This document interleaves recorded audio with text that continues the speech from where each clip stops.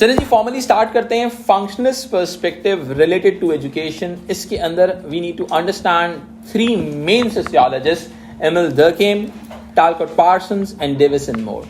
ये तीन important theories अगर आपने अंडरस्टैंड कर लिए तो आपको काफी सारी चीजें समझ में आ जाएंगी. इसके अंदर देखिए फंक्शनलिस्ट थ्योरिस्ट जो हैं एक्चुअल में एजुकेशन सिस्टम को सपोर्ट करते हैं. एजुकेशन सिस्टम को क्या करते हैं बेटा? सपोर्ट. ठीक है. अब मैंने कहा ये सपोर्ट करते हैं. सपोर्ट क्यों करते हैं भाई? सपोर्ट इसलिए करते हैं, education is a social institution and social institution used to perform several functions which are very essential for the society. Functioning of society is dependent on functioning of institutions. Am I right? Functioning of society is dependent on functioning of institutions. अब definite सी बात है, the functionalists will talk about the functions of education. Am I right? तो इसके जितने theorists होंगे education को positive way में देखेंगे और फंक्शनलिस्ट थॉट के साथ साथ कंटिन्यू करेंगे. यहां तक बात समझ में आती है? ठीक है. अब हम इस चीज को थोड़ा सा आगे लेके चलते हैं. सबसे पहले जो एक्चुअल के अंदर फंक्शनलिस्ट है वो एक कंसेंसस स्ट्रक्चरलिज्म बेस्ड थ्योरी है जो कि एजुकेशन सिस्टम को और एग्जिस्टिंग सोशल इंस्टीट्यूशंस को सपोर्ट करते हैं. ठीक है. अब इनके मुताबिक this is a consensus structuralism and which supports the existing social order and social institutions. देखो सोशल ऑर्डर का मतलब क्या है? स्टेबिलिटी है. सोशल ऑर्डर का मतलब क्या है? स्टेबिलिटी. स्टेबिलिटी तब आएगी, देखो बहुत सिंपल सी बात है, आपकी बॉडी स्टेबल कब होती है? आपकी बॉडी स्टेबल तब होती है जब, समझिएगा बहुत इंपॉर्टेंट बात बता रहा हूं, जब आपके सोसाइटी आपकी बॉडी का ऑर्डर मेंटेन होता है, यानी कि आपके ऑर्गन सारे प्रॉपर्ली काम कर रहे हो. ठीक है. अगर आपके ऑर्गन्स बॉडी के सही से काम करेंगे तो आपकी बॉडी बिल्कुल परफेक्टली फाइन काम करती रहेगी. समझ में आई बात? अब देखो याद रखना, फंक्शनलिस्ट एजुकेशन को सोसाइटी का हार्ट कहते हैं. क्या कहते हैं बेटा? सोसाइटी का हार्ट. ठीक है. अब अगर मैं इस बात को थोड़ा सा और आगे लेके चलता हूं तो क्या बात समझ में आती है? Why the functionalist support the existing social institutions and social order? Because of the functions of social institutions. Social institutions के फंक्शंस की वजह से. ठीक है.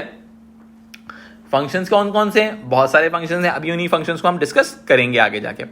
अब बात क्या होती है, अगर हम बात करते हैं फंक्शंस ऑफ एजुकेशन की जिसकी वजह से फंक्शनलिस्ट एजुकेशन सिस्टम को सपोर्ट करते हैं, तो सबसे पहली क्या फंक्शन है? वो है सोशल सॉलिडारिटी. सॉलिडारिटी का मतलब क्या है? मैंने लास्ट क्लास में भी एक्सप्लेन किया था. Solidarity refers to the idea जिसके अंदर आप सोसाइटी में एक यूनिटी क्रिएट करते हैं. क्या क्रिएट करते हैं बेटा? यूनिटी. सही है. यानी कि एजुकेशन सिस्टम सबको अलाइन करता है कि वो क्या करें? बहुत ही सिंपल सी बात है, सोसाइटी की वैल्यूज के साथ, सोसाइटी के कोर आइडियाज के साथ, कोर वैल्यूज के साथ अपने आप को अटैच करके चलें. यहां तक बात समझ में आती है? तो जनाब सबसे इंपॉर्टेंट फंक्शन जो एजुकेशन का फंक्शनलिस्ट को लगता है वो है सोशल सॉलिडारिटी. ठीक है. यानी कि एक यूनिटी सोसाइटी में क्रिएट होती है. इसके अलावा अब सोशल सॉलिडारिटी के अंदर ही वैल्यू कंसेंसस आ जाता है, एग्रीमेंट ओवर दी वैल्यूज, यानी कि सोसाइटी के अंदर जिन वैल्यूज पे एग्रीमेंट हुआ है उसको पोर्ट्रे करना, उसको डेवलप करना. एजुकेशन सिस्टम आपको सोसाइटी की कोर वैल्यूज के साथ अटैच करता है. किसके साथ अटैच करता है? सोसाइटी की कोर वैल्यूज के साथ अटैच करता है. ठीक है. आप स्कूल में नेशनल एंथम पढ़ते हो, यूनिफॉर्म्स पहनते हो, एक पर्टिकुलर करिकुलम पढ़ते हो. सही है. अब डेफिनेट सी बात है, जरा देखो यही कोर वैल्यूज समझना, Marxists will oppose these core values because according to the Marxists these core values are based on capitalism. समझ में आई बात? तो एक ही कॉन्सेप्ट है लेकिन उसकी दो डायमेंशंस निकलती हैं. ठीक है. अब मैं अगर आगे लेके चलता हूं इस बात को तो बहुत सिंपल सी बात है, value consensus refer to the agreement over the values. ठीक है. इसके अलावा दूसरा इंपॉर्टेंट फंक्शन जिसके ऊपर फंक्शनलिस्ट बहुत बात करते हैं, that is socialization. That is socialization यानी कि interaction within the individuals. ठीक है. अब देखो ये सोशलाइजेशन बड़ी इंपॉर्टेंट है. मैंने लास्ट क्लास में भी रेफर किया था कि एक्चुअली एजुकेशन सिस्टम में क्या होता है, वो आपको एक मैक्रो वर्ल्ड के बारे में बताती है. क्या बताती है बेटा? आपको मैक्रो वर्ल्ड के बारे में. मैक्रो वर्ल्ड मींस कि बड़ी दुनिया में क्या हो रहा है, मेन वर्ल्ड में क्या हो रहा है. समझ रहे हो मेरी बात? Actually this is a very important thing. क्यों? बिकॉज फैमिली आपको एक माइक्रो पर्सपेक्टिव देती है हर चीज का. फैमिली क्या देती है? Micro perspective. एजुकेशन उस माइक्रो पर्सपेक्टिव को ब्रॉडन करता है इनटू द मैक्रो पर्सपेक्टिव. समझ रहे हो मेरी बात? एजुकेशन उस माइक्रो पर्सपेक्टिव को ब्रॉडन करता है इनटू मैक्रो पर्सपेक्टिव। वो कैसे होता है? वो होता है सेकेंडरी सोशलाइजेशन के थ्रू। जब आप सोशलाइज करते हो, आप अपने, यानी कि देखो, एक आपके पेरेंट्स थे और एक आपके टीचर्स हैं। जब आप पेरेंट्स से निकलकर टीचर्स के पास जाते हो तो एक डिफरेंट होराइजन के अंदर आप अपने आप को इनबिल्ड करते हो, समझो, which is all about the part of the secondary socialization. You learn a lot of values, you learn a lot of things, which is a part of the secondary socialization. इसके अलावा transfer of values from generation to generation, सही है। अब generational values of transformation का मतलब क्या है कि आप एक जनरेशन से दूसरी जनरेशन तक कुछ वैल्यूज ट्रांसफर करते हो। क्या ट्रांसफर करते हो बेटा? Values transfer. हर बंदा सीखता है इस चीज के अंदर कि भाई अपने से पहली वाली जनरेशन से कुछ ना कुछ सीखा जाता है, which is all about the main function of the education system. कि एजुकेशन सिस्टम जो है आपको इफेक्टिवली उन वैल्यूज तक पहुंचाता है। इसके अलावा सोशल कंट्रोल मैकेनिज्म बहुत मैटर करता है। सोशल कंट्रोल का मतलब क्या होता है? एक control mechanism, what to do and what not to do, what would be the conformist behaviour and what would be the non conformist behaviour. ठीक है। इसके अलावा हमने पहले डिस्कस कर लिया फैमिली, एजुकेशन, वर्क प्लेस का रिलेशनशिप, जिसके अंदर हमने डिस्कस किया था फंक्शनल फिट के हवाले से। ठीक है, ये 3 सोशल इंस्टीट्यूशन। अब क्या है? एजुकेशन का काम क्या है? वर्क प्लेस के लिए इफेक्टिव वर्कफोर्स को तैयार करना। यहां तक बात समझ में आती है? All clear till now? तो एक और बड़ा इंपॉर्टेंट फंक्शन है which is all about an effective workforce, जो मैंने आपसे कहा था कि भाई which is all about, education का काम है इफेक्टिव वर्कफोर्स तैयार करना for the work place. Am I right? अगर हम इस चीज को थोड़ा सा और आगे लेके चलते हैं, सबसे पहले हम अंडरस्टैंड करेंगे पार्सन्स को, सही है। पार्सन्स की जो कोर थॉट्स हैं उनको अंडरस्टैंड करते हैं। पार्सन्स की काफी सारी थॉट्स जो है एमिल दकीम के साथ मैच करती हैं। देखिए, सबसे पहले जो इन्होंने बात की, उन्होंने कहा transfer of values from one generation to another generation. यानी कि आपकी जो एक जनरेशन से दूसरी जनरेशन होती है, उसकी जो ट्रांसफर ऑफ वैल्यूज होती हैं, उसके अंदर एजुकेशन वाइटल रोल प्ले कर रहा होता है। ठीक है। इसके बाद फिर क्या होता है? Affective individual. अफेक्टिव इंडिविजुअल का मतलब क्या है? एक ऐसा इंडिविजुअल जो सोसाइटी के नॉर्म्स, वैल्यूज एंड रिचुअल्स को जानता हो। एक ऐसा इंडिविजुअल जो सोसाइटी के अंदर, एक अफेक्टिव इंडिविजुअल कौन होता है? एक वो होता है जो सोसाइटी में अपना रोल कंट्रीब्यूट कर रहा हो। ठीक है। अब देखो, बहुत सिंपल सी बात है, एजुकेशन सिस्टम का काम क्या है? लोगों को मोटिवेट करे to work at the work place, ऐसा ही है। अगर आपका एजुकेशन सिस्टम इफेक्टिव वर्कफोर्स तैयार नहीं करेगा तो इफेक्टिव इंडिविजुअल होगा? वो कंट्रीब्यूशन ही नहीं दे रहा। M I right? तो हमारी सोसाइटीज के अंदर, अब देखो बहुत सिंपल सी बात है कि हम कहते हैं एजुकेशन सिस्टम का काम है कि वो जेंडर इक्वालिटी के ऊपर काम करते हुए वो दोनों जेंडर्स को इस हवाले से मोटिवेट करे to work after the education system. Otherwise आपका क्या होगा? पूरा वेस्टेज हो जाएगा। अब भाई बहुत सिंपल सी बात है, एक बंदी है जिसने मेडिसिन पढ़ा लेकिन उसने मेडिसिन को कंटिन्यू नहीं किया, सही है, सोसाइटी के ऊपर तो लायबिलिटी है। आपके पास 100 डॉक्टर्स ग्रेजुएट हो रहे हैं लेकिन अवेलेबल टू वर्क ओनली 20 हैं, सोसाइटी में प्रॉब्लम आ जाएगा। सही है। क्यों? क्योंकि सोसाइटी के अंदर हर किसी को एक ऐसी बहू चाहिए जो कि डॉक्टर हो लेकिन वो घर में जॉब कंटिन्यू ना करे। बड़ा प्रॉब्लम है। सही है। तो अब वो कैसे होगा? I don't know what they want, समझ से बात आता है।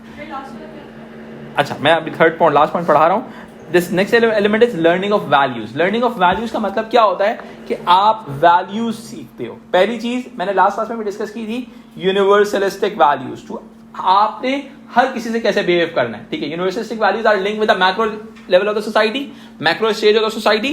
एंड फैमिली आपको पर्टिकुलरिस्टिक वैल्यूज भी सिखाती है। पर्टिकुलरिस्टिक वैल्यूज का मतलब क्या होता है? किसी पर्टिकुलर बंदे से कैसे बात करनी है, एल्डर से कैसे डील करना है। और यूनिवर्सलिस्टिक वैल्यूज का मतलब क्या है? यूनिवर्सलिस्टिक स्टैंडर्ड्स। सही है। यानी कि आपने सोसाइटी में जिंदगी कैसे गुजारनी है, जिसको सिविक सेंस कहते हैं, सिविक नॉर्म्स कहते हैं कि सोसाइटी के नॉर्म्स क्या हैं एक्चुअली। इसके अलावा पर्टिकुलरिस्टिक वैल्यूज का मतलब क्या है? It's more about the particular set of standard. यानी कि आपने फैमिली आपको एक पर्टिकुलर सेट ऑफ स्टैंडर्ड सिखाती है, एजुकेशन आपको यूनिवर्सलिस्टिक वैल्यूज सिखाता है, यानी कि यूनिवर्सल स्टैंडर्ड्स ऑफ लिविंग सिखाता है। सही है। यूनिवर्सल स्टैंडर्ड्स ऑफ लिविंग का मतलब क्या है? सोसाइटी में आम तरीका क्या है रहने का। और फैमिली क्या सिखाती है कि हमारी फैमिली में रहने के लिए तुम्हें क्या करना पड़ेगा। समझ में आई बात? अच्छा, इसके बाद हमारे पास जो थर्ड नेक्स्ट एलिमेंट जिसको पार्सन्स आइडेंटिफाई करते हैं, that is all about secondary socialisation, वे हमने जिसको अभी से पहले डिस्कस कर लिया, ठीक है। इसके अलावा दूसरी चीज जो आपकी पार्सन्स ने डिफाइन की है next is effective workforce. Effective workers reproduce करना एजुकेशन का एक बड़ा वाइटल रोल है और बड़ा ही इंपॉर्टेंट फंक्शन है, ठीक है जी। ये एक्चुअली पार्सन्स के एलिमेंट्स हैं। अब आप इसको पार्सन्स के नाम पे यूटिलाइज कर सकते हैं कि क्या क्या चीजें। देखो, बोर्ड वर्क याद कर लोगे तो आपके लिए आंसर अटेम्प्ट करना इजी हो जाएगा। आपको पता होगा कि कौन कौन से फंक्शंस किस किसने रिकमेंड किए हैं। अब इस चीज को आगे थोड़ा सा लेके चलते हैं। सबसे पहले now we are going to understand Emile Durkheim, ठीक है, which is one of the very important theorist in terms of understanding the education and the functions of education, ठीक है। एमिल डर्कheim की जो जितनी थॉट्स हैं वो स्टार्ट होती हैं सोशल सॉलिडारिटी के साथ, सही। किसके साथ आती है बेटा? सोशल सॉलिडारिटी के साथ, सही है। यानी कि एमिल डर्कheim ने जो एम्फसाइज किया है सोशल सॉलिडारिटी के साथ किया है, उन्होंने क्या कहा कि जब स्कूल के अंदर बच्चे होते हैं और स्कूल के जो आपके नॉर्म्स को फुलफिल करते हैं, तो actually they are fulfilling the social solidarity principles, सही है। सो लेट्स सपोज हमारा सॉलिडारिटी पॉइंट क्या है? लेट्स सपोज एक कंट्री के लोग हैं, उनका है पाकिस्तान, एक कंट्री के लोग हैं जिसका नाम है इंडिया, एक कंट्री के लोग हैं जो नेपाल। अब 3 कंट्रीज हैं, 3 सोसाइटीज के 3 डिफरेंट लोगों का एक सॉलिडारिटी पॉइंट हो गया। जब सॉलिडारिटी पॉइंट ये चीज हो गया, ठीक है, जब स्कूल के अंदर नेशनल एंथम प्ले हो रहा है, ये स्कूल का नॉर्म है, एजुकेशन का नॉर्म है, and this norm is fulfilling the solidarity principle of the society. Any confusion चलेगा? सॉलिडारिटी को फुलफिल किया जा रहा है यहाँ पे, ठीक है। सोसाइटी की वैल्यू कंसेंसस को फुलफिल किया जा रहा है। अच्छा, अब क्या है? Which is all about the unity with in the society, यानी कि आप सोसाइटी के अंदर मौजूद यूनिटी की बात कर रहे हैं, ठीक है। इसके अलावा नॉर्म्स, अब क्या होता है? बहुत सिंपल सी बात है। अगर मैं इस चीज को थोड़ा सा आगे लेके चलता हूं तो unity with in the society की बात होती है। इसके अलावा norms with in the school support the value consensus. अब ये जो नॉर्म्स होते हैं ना बेटा, इसको हम हिडन करिकुलम भी कहते हैं। क्या कहते हैं बेटा? हिडन करिकुलम, ठीक है। अब इस बहुत सिंपल सी बात है, जैसे कि नेशनल एंथम की मैंने आपको एग्जांपल दे दी। इसके अलावा कलेक्टिव कंसाइंस, यानी कि ये सोसाइटी की कलेक्टिव विल को प्रमोट करते हैं। किसको प्रमोट करते हैं बेटा? कलेक्टिव, सही। यानी कि सॉलिडारिटी के साथ क्या क्या हो रहा है? Collective will of the society promote हो रही है। कलेक्टिव विल का मतलब क्या है? वही सॉलिडारिटी प्रिंसिपल, यानी कि कलेक्टिव विल का मतलब क्या हो गया? सोसाइटी जिस एक पॉइंट पर आके जमा होती है, सही है। अब सोसाइटी का ऑप्टिमम पॉइंट क्या है? लेट्स सपोज एक कंट्री है जिसका काम है टेक्नोलॉजिकल डेवलपमेंट करना, तो एजुकेशन सिस्टम उसको टेक्नोलॉजिकल डेवलपमेंट में हेल्प आउट करेगा। फिर आगे आते हैं, collective conscience stand for collective will of the society, ठीक है। फिर इसके बाद education as institution support the collective will of the society, यानी कि एक ऐसा इंस्टीट्यूशन के तौर पे देखते हैं जो सोसाइटी की कलेक्टिव विल में हेल्प आउट करें। अब देखें, दुनिया की हर सोसाइटी होती है ना, उसके कुछ ना कुछ कलेक्टिव विल्स होती हैं। अब मैं आपको समझाता हूँ। चाइना था, उसका था काम क्या था कि वो दुनिया की एक बहुत बड़ी प्रोडक्शन पावर बनना चाहता था, सही है। इंडिया है, इंडिया एक दुनिया की एक बहुत बड़ी टेक्नोलॉजिकल पावर बनना चाह रहा है।